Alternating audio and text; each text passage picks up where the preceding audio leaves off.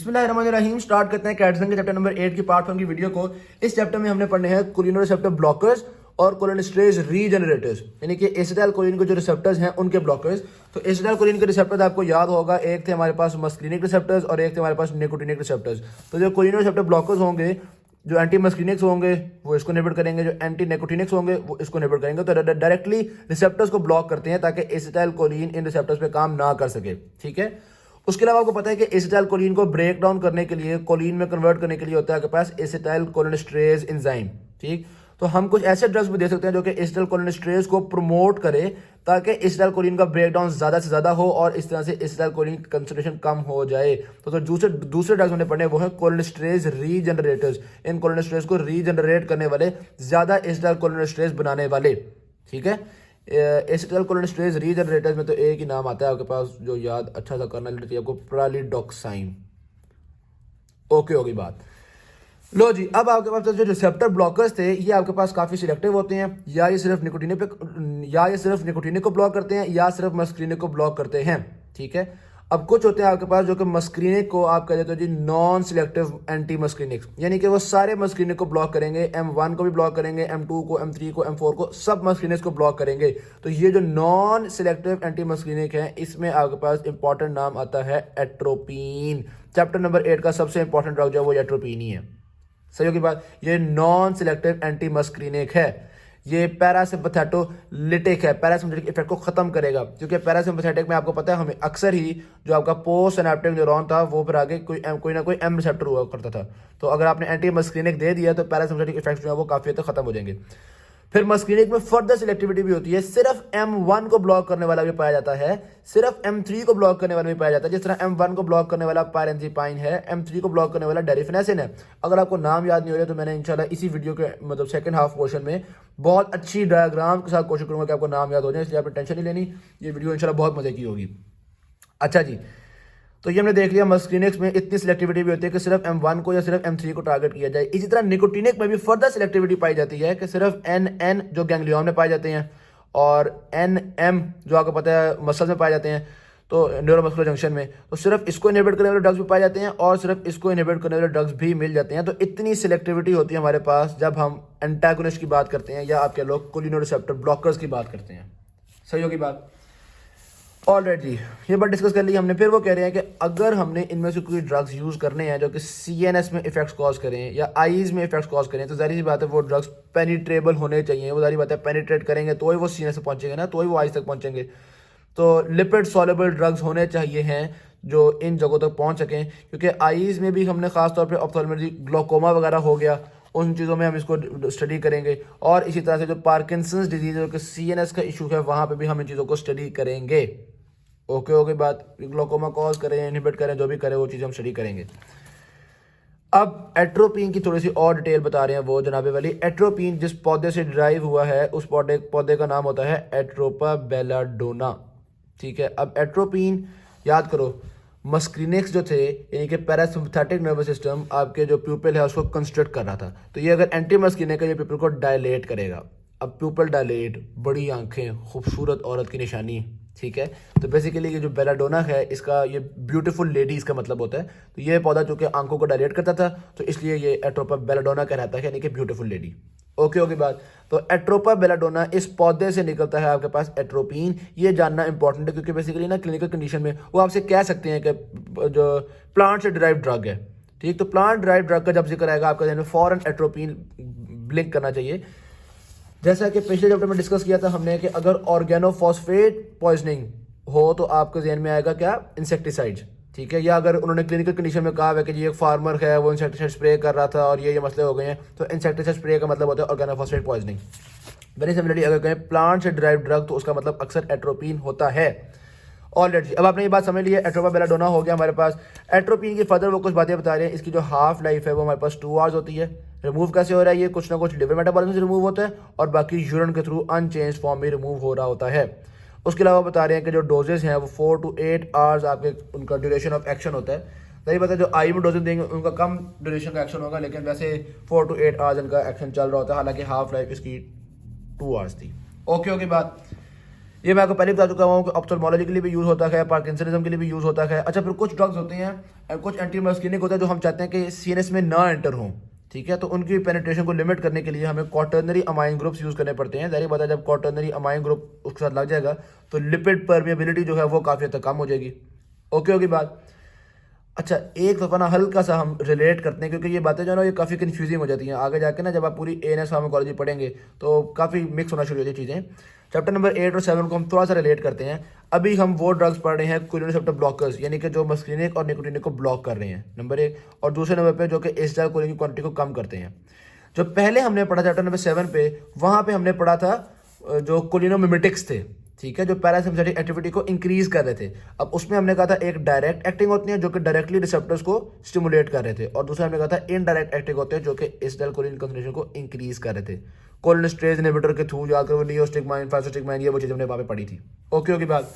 Next आता है हमारे पास मैकेनिज्म ऑफ एक्शन। तो बेसिकली ये जो आपके पास एंटी मस्क्रीनिक्स हैं, ये एक कॉम्पिटिटिव इनहिबिटर के तौर पे काम करता है। जैसे हम सागर तौर पर अगर ये एट्रोपिन है तो ये हमारे पास आ गया मस्क्रीनिक रिसेप्टर। आमतौर पे एसिटाइल कोलिन यहाँ पे लगना होता है, होगा ये कि ये जो हमारा ड्रग मोहतरम है ये यहाँ पे जाके लग जाएगा और ये रिसेप्टर पे लग जाएगा, लेकिन रिसेप्टर को एक्टिवेट नहीं करेगा। तो मसला ये बन गया कि अब एसिटाइल कोलिन इसको लग के एक्टिवेट नहीं कर सकती, क्योंकि इस पर ऑलरेडी कोई ना कोई चीज़ लग गई है। लेकिन चूंकि ये कॉम्पिटिटिव है इसलिए ये रिवर्सिबल इनहिबिशन होती है। अगर एसिटाइल कोलिन की कंसंट्रेशन इंक्रीज करेगी तो खुद ही वो इसको हटाएगी और मस्क्रीनिक पे लग जाएगी और एक्टिवेशन हो जाएगी। तो इसलिए ये जो इनहिबिशन है ये रिवर्सिबल होती है। अगर इसकी कंसंट्रेशन इंक्रीज करेगी तो काम ठीक हो जाएगा। इसी वजह से अगर एट्रोपिन पॉइजनिंग हुई हो तो हम सोचते हैं कि एसिटाइल कोलिन कंसंट्रेशन को इंक्रीज किया जाए। अब भी बताया चैप्टर नंबर 7 में इनडायरेक्ट ड्रग्स थे जो कि एसिटाइल कोलिन कंसंट्रेशन को इंक्रीज कर रहे थे। इन इनडायरेक्ट ड्रग्स में मशहूर ज़माना ड्रग था नियोस्टिग्माइन, ठीक है। तो एट्रोपिन पॉइजनिंग में हम लोग नियोस्टिग्माइन देते हैं, क्योंकि अगर बहुत ज़्यादा एट्रोपिन हुई है तो नियोस्टिग्माइन एसिटाइल कोलिन को इंक्रीज कर लेगा और रिवर्सिबल इनहिबिशन थी ये, इसलिए इसको फारिग करा देगा। सही होगी बात। तो ये नियोस्टिग्माइन हो गया। अच्छा, अगर ये बात कर ही ली है कि अगर एट्रोपिन ज़्यादा हुई है तो नियोस्टिग्माइन यूज़ करते हैं। इसी तरह अगर हमने पहले डिस्कस किया ऑर्गेनोफॉस्फेट पॉइजनिंग, और मैं रिवीजन करवा रहा हूँ थोड़ी सी। ऑर्गेनोफॉस्फेट पॉइजनिंग को ट्रीट करने के लिए हमने एट्रोपिन दी थी जो कि मस्क्रीनिक रिसेप्टर को ब्लॉक करती है, और प्रालिडोक्साइम दी थी। अभी बताया ये प्रालिडोक्साइम है, ये कोलिनेस्ट्रेज रीजनरेटर होती है। ओके ओके बात। थोड़ी सी ये रिवीजन की है हमने, आगे जाकर ये बातें दोबारा डिस्कस होंगी इंशाल्लाह, याद हो जाएंगी आपको। अगर दिमाग में थोड़ी सी खिचड़ी बनी है तो टेंशन ना लें। मैकेनिज्म ऑफ एक्शन डिस्कस कर लिया। अब एंटी मस्क्रीनिक के इफेक्ट्स क्या होंगे? ज़्यादातर इफेक्ट्स तो आप वैसे ही समझ सकते हैं, क्योंकि आपको अगर पैरासिम्पथेटिक एक्टिविटी का पता है तो आप समझ जाएंगे। मिसाल के तौर पर पैरासिम्पथेटिक एक्टिविटी प्यूपल को कंस्ट्रक्ट करती है तो एंटी मस्क्रीनिक प्यूपल को डायलेट करेगा। इसी तरह एंटी मस्क्रीनिक जो होती है वो ब्रोंकाई को भी डायलेट करेगा। पैरासिम्पथेटिक एक्टिविटी आपके गैस्ट्रोइंटेस्टिनल को और जेनेटो यूरिनरी इन दोनों सिस्टम्स को प्रमोट कर रही थी।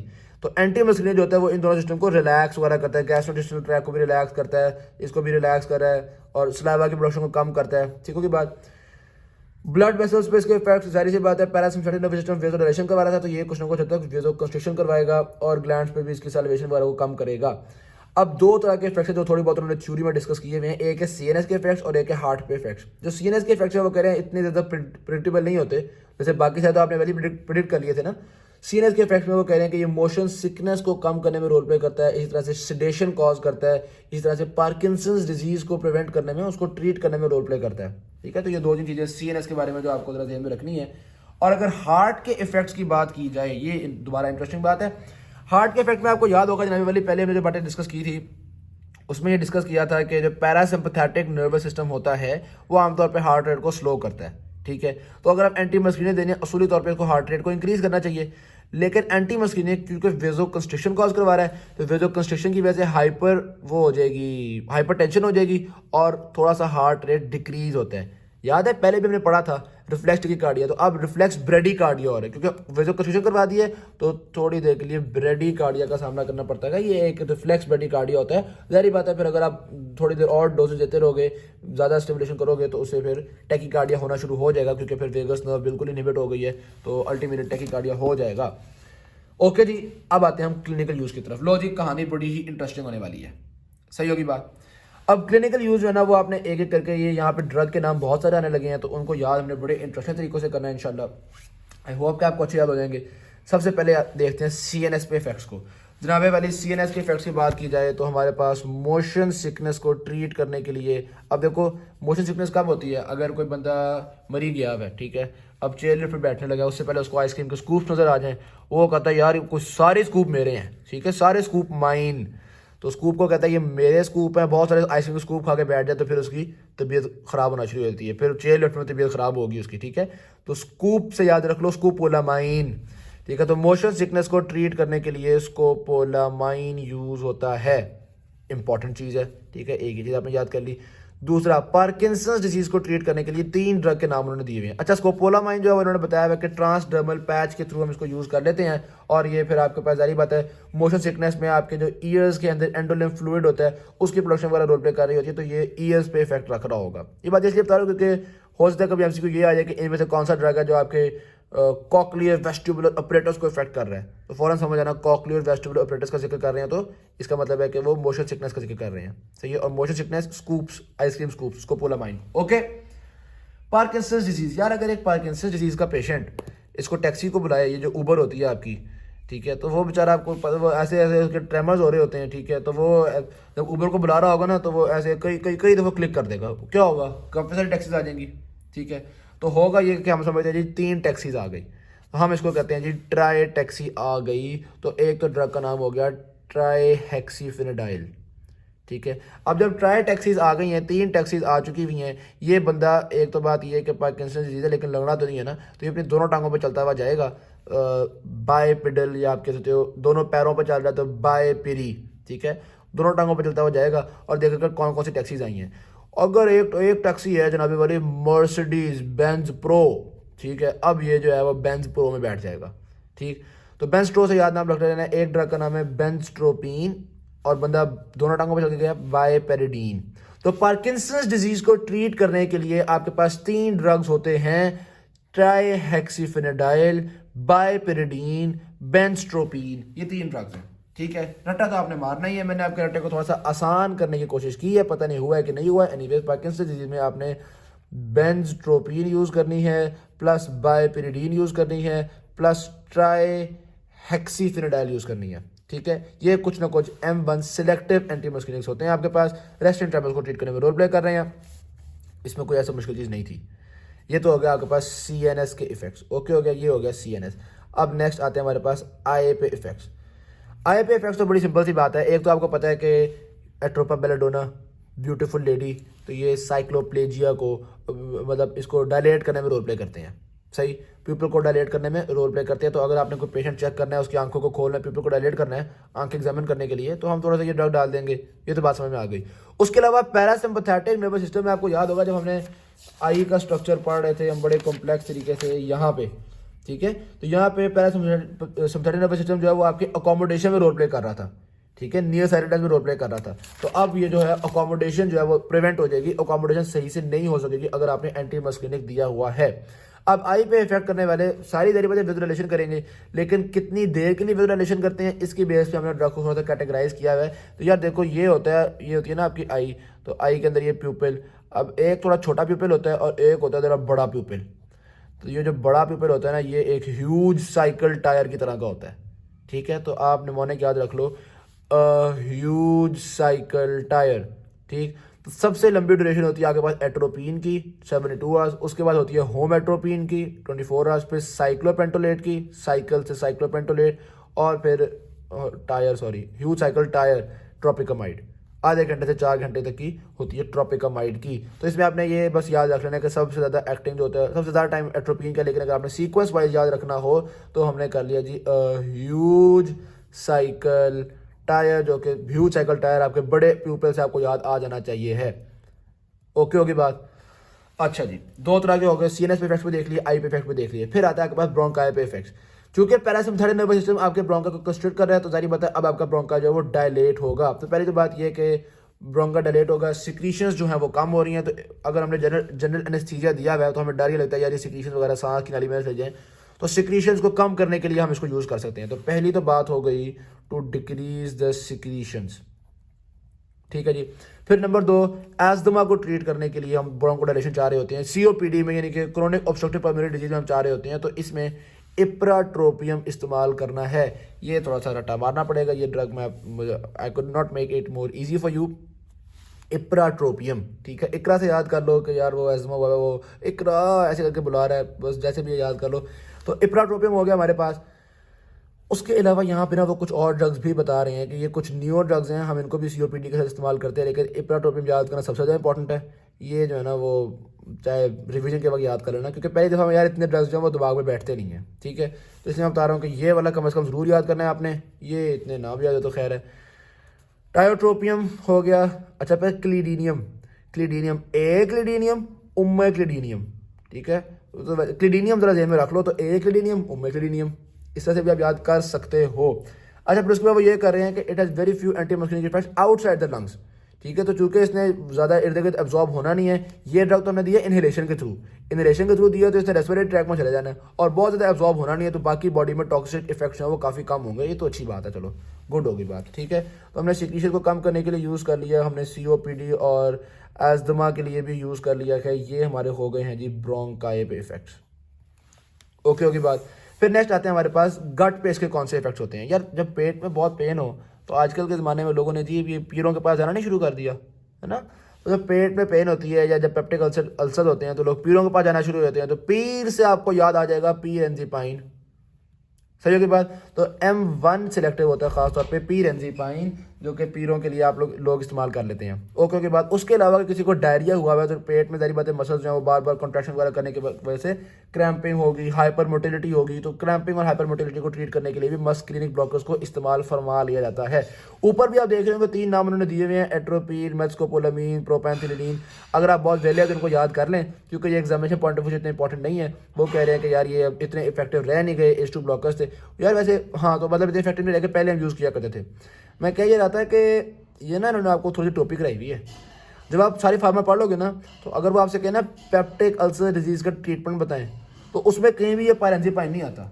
तो पायरेंजीपाइन कोई ऐसा फर्स्ट लाइन नहीं है। पेप्टिक अल्सर डिजीज़ के ट्रीटमेंट के लिए हम ट्रिपल थेरेपी होती है, क्वाड्रुपल थेरेपी होती है, एंटीबायोटिक दे रहे होते हैं, एंटासिड्स दे रहे होते हैं, इस तरह की चीज़ें दे रहे होते हैं। बहरहाल ये भी थोड़ा बहुत यानी कि इफेक्टिव है सही, इसलिए उन्होंने यहाँ पे नाम लिख दिया उसका। लेकिन गट में ना पीर को आपको याद आना चाहिए कि जब पेट में जाते होते हैं लोग पीरों के पास जाते हैं पायरेंजीपाइन, ठीक है जी। ब्लैडर पे आ जाओ जी। ब्लैडर के जो ड्रग्स हैं उनको याद करने के लिए हमने बड़ी प्यारी सी एक पिक्चर बनाई थी। एक तो बात यह कि जो पैरासिम्पथेटिक नर्वस सिस्टम है वो ब्लैडर को स्टिमुलेट कर रहा था, यूरिन को पास करने में रोल प्ले कर रहा था। तो ये जो है एंटी मस्कुलिनिक्स है, इसका मतलब ये हुआ कि ये यूरिन को रोकने में रोल प्ले कर रहे हैं। Maybe use to reduce urgency, ठीक है, यूरिन को रोकने में। बहुत ज़्यादा किसी को यूरिन आ रहा है माइल्ड सिस्टाइटिस वगैरह की वजह से, तो आप उसको ज़रा कम करने के लिए यार थोड़ी देर यूरिन इसके अंदर रह भी ले, थोड़ी देर बाद बेचारे को वॉश में, उसके लिए यूज़ कर रहे हैं ऑक्सीबुटाइनिन, ठीक है। ऑक्सीबुटाइनिन को आपने याद करना फॉक्स से, ठीक है। फॉक्स है ये देखिएगा, ये हमारे पास एक अदद फॉक्स मोहतरम है और फॉक्स की नाक पे बटरफ्लाई बैठी हुई है। तो फॉक्सीबुटाइनिन, ओहो ऑक्सीबुटाइनिन हो गया, और दूसरा है टॉल टेरिडीन। ये देख रहे हो बंदा कितना टॉल है, ठीक है। तो टॉल टेरिडीन, अभी ये जो टॉल बंदा है ना, इससे हम ये आगे वाले ड्रग्स याद करेंगे। कुछ आगे ड्रग्स लिखे हुए हैं जो उन्होंने कहा कि हमारे पास M3 सिलेक्टिव होते हैं, ठीक है, M3 को इनहिबिट करने में। अब जनाब वाली इस डायग्राम से आपको इंशाल्लाह ये ड्रग्स जो है ना वो याद होंगे। मैं थोड़ा जूम कर देता हूँ ताकि अच्छे से भी डायग्राम को समझ सकें। ऑल राइट जी, अब आप देखो जी, ये एक टॉल बंदा है, एक बेचारी छोटी सी बच्ची है जो कि जिसका नाम है फैसो। क्या नाम है बच्ची का? फैसो। जब ये टॉल बंदा फैसो को डांटता है ना, कहता है ओए ठहरो ठहरो ठहरो ठहरो ठहरो, तो फैसो बेचारी डर जाती है। बेचारी छोटी सी तो बची है और डर जाती है, कहती है सॉली सॉली सॉली सर, सॉली सर, सॉली सर, ठीक है जी। सॉरी नहीं बोल सकी ना बेचारी डर के मारे, तो वो सॉली सॉली सॉली कहना शुरू हो गई।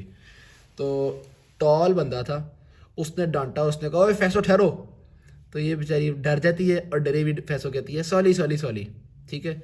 तो टॉल से नाम हो गया टॉल टेरोडीन, ठीक है। फैसो ठहरो से नाम हो गया आपके पास फैसो टेरोडीन। डर गई है तो डरी से नाम हो गया आपके पास डरीफेनेसिन, और सॉली सॉली सॉली से याद कर लो सॉलीफेनेसिन, ठीक है। ये 4 ड्रग्स याद कर लो आप, इस डायग्राम से होपफुली अच्छे याद हो जाएंगे। और फॉक्सीबुटाइनिन, टॉल टेरोडीन, इनको हम यूज़ कर रहे होते हैं किसके लिए? ब्लड स्पैज्म वगैरह को रिड्यूस करने के लिए। ये बात भी डन हो गई। फिर आते हैं हमारे पास कोलिनेस्टेरेज इनहिबिटर इंटॉक्सिकेशन। अब यहाँ पे यही बात उन्होंने बताई हुई है कि अगर किसी को एट्रोपिन पॉइजनिंग हो गई है तो उसको ख़त्म करने के लिए आपने क्या देना है। मैं पहले आपको बता चुका हूँ क्या देते हैं यार, ये देते हैं वो नियोस्टिकमाइन वगैरह देते हैं। अच्छा जी, यहाँ पर उन्होंने बात की है कि अच्छा कोलोनेस्टेरेज इनहिबिटर इंटॉक्सिकेशन। ओह सॉरी यहाँ पे वो बात की है उन्होंने कि अगर किसी को ऑर्गेनोफॉस्फेट पॉइजनिंग हो गई भी है तो उसको ट्रीट करने के लिए नंबर 1 एट्रोपिन देनी है, नंबर 2 पायरिडॉक्साइन देनी है। ठीक है, जो मैंने आपको पहले कहा था कि मैं इस चैप्टर में आपको सोचो रिवीजन करवा रहा हूँ, ये याद करो, यहाँ पे लिखा हुआ तो है मैंने, एट्रोपिन देनी है, पायरिडॉक्साइन देनी है, ये वाली बातें तो यहाँ पर उन्होंने की हुई है। तो ये हमारे पास क्लिनिकल यूजेस ऑफ एंटी मस्किनिक्स जो है वो कंप्लीट हो जाते हैं। ठीक है, अब आगे आते हैं, हमारे पास थोड़ी सी हमने टॉक्सिसिटी पढ़नी है, एट्रोपिन टॉक्सिसिटी। और यार ये बड़ी इंपॉर्टेंट है, बड़ी इंटरेस्टिंग है। इसको समझाने के लिए ना इन्होंने अजीब से निमोनिक बनाए हुए हैं। इन्होंने लिखा हुआ है निमोनिक है इनका, dry as a bone, hot as a pistol, red as a beef और मैड एज अ हैटर। अब मुझे लगता है कि ये इफेक्ट्स याद करने से ज़्यादा मुश्किल है इनका ये निमोनिक याद करना है। तो इसको याद करने के लिए जनाब बड़ी इंटरेस्टिंग पिक्चर है, आई होप कि आपको मज़ा आ जाएगा उसको देख के। लो जी, ये इस पिक्चर से आपको याद हो जाएगी इंशाल्लाह एट्रोपिन की पॉइजनिंग। दोबारा जूम कर देते हैं जनाब वाली, ये आपके पास आ गई ये पिक्चर, सही होगी बात। अब पहली तो बात आपने समझ लेनी है कि ये बंदा जो है बेचारा भाग रहा है, बहुत तेज़ भाग रहा है, बहुत तेज़ भाग रहा है। तो इतना जब बंदा भाग रहा होता है तो जो हार्ट रेट है वो इंक्रीज़ कर जाता है। तो एट्रोपिन पॉइजनिंग में भी जो होता है वो टैकीकार्डिया हो जाता है। ठीक है, टैकीकार्डिया हो गया। अच्छा, रेस को स्टार्ट करने के लिए आपको पता है पीछे एक पिस्टल होती है, फायर करते हैं, चलो जी भागो, तो ये आपके पास पिस्टल है। तो इनका नमूना था हॉट एज अ पिस्टल। तो आपको इस फायर से याद आ जाना चाहिए कि ये बंदा हॉट हो जाता है, फीवर हो जाता है, बंदे को हाइपरथर्मिया हो जाता है। क्यों हाइपरथर्मिया हो रहा है? जाहिर सी बात है स्वेटिंग वगैरह प्रिवेंट हो गई है, क्योंकि आपने एंटी मस्किनिक दे दिया है, स्वेटिंग नहीं हो रही तो वो बंदा बिल्कुल ड्राई हो गया, हाइपरथर्मिया हो गया। तो दो चीज़ें हो गई, नंबर 1 आपके पास हाइपरथर्मिया हो गया, नंबर 2 ड्राई को उन्होंने लिखा हुआ है ड्राई एज अ बोन। तो मैंने ये दिखाया कि बेचारे की बाजू इतनी पतली है, बिल्कुल हड्डी नजर आ रही है यार। ठीक है, उसके बाद मैंने ये भी दिखाया हुआ है कि इसका जो स्वेट है, पसीना और जो स्लैब है वो नहीं निकल पाएंगे। मैंने क्रॉस लगाया हुआ है, अभी ना स्वेट निकला ना स्लैब निकला। तो आपको याद होना चाहिए कि भाई ड्राई है बंदा बेचारा। ओके, वो आँख कितनी बड़ी है इसकी, ओए होए होए होए, इतनी बड़ी आँख ये शो करती है कि इसको ग्लोकोमा हो जाता है, आँख के अंदर प्रेशर बहुत ज़्यादा इंक्रीज रहता है। तो आपके पास एंटी मस्किनिक की वजह से ग्लोकोमा भी हो जाता है। और यार ये तो बेचारे के यहाँ भी क्रॉस लगा हुआ है, इसका मतलब है ये कॉन्स्टिपेशन है। ठीक है, ये फीसेस भी पास नहीं कर पा रहा, तो इसमें हमारे पास कॉन्स्टिपेशन भी हो जाती है। उसके अलावा अगर हम देखें तो इतने सर पे ये बंधा हुआ है और ये अजीब सा बंदा है, भागते हुए दांत निकले हुए हैं इसके, पता नहीं क्या कर रहा है, ये पागल सा लग रहा है। और ये सर पे जो बंधा हुआ है ये शो कर रहा है कि इसके पास CNS इफेक्ट्स भी होते हैं। तो ये बात मैंने आपको बताया हुआ है कि इसमें आपके पास कन्वर्जन हो गई, दूसरे CNS इफेक्ट्स हो गए, तो मैड होता है बंदा। ठीक होगी बात। अब अगर आप यहाँ पे देख लें जो उन्होंने प्रिडिक्टेबल टॉक्सिसिटीज आपको बताई हुई है, मैं दोबारा इसको जूम बैक कर देता हूँ। ये देखिएगा, एक उन्होंने बताया हुआ hot as a pistol, dangerous effect है, ये वो बातें डिस्कस की हुई हैं। फिर उन्होंने बताया हुआ कि ड्राई होता है बंदा, ड्राई एज अ बोन। फिर टैकीकार्डिया डिस्कस किया है, वो भी हो गया। कॉन्स्टिपेशन एंड ब्लड विजन, वो भी हो गया।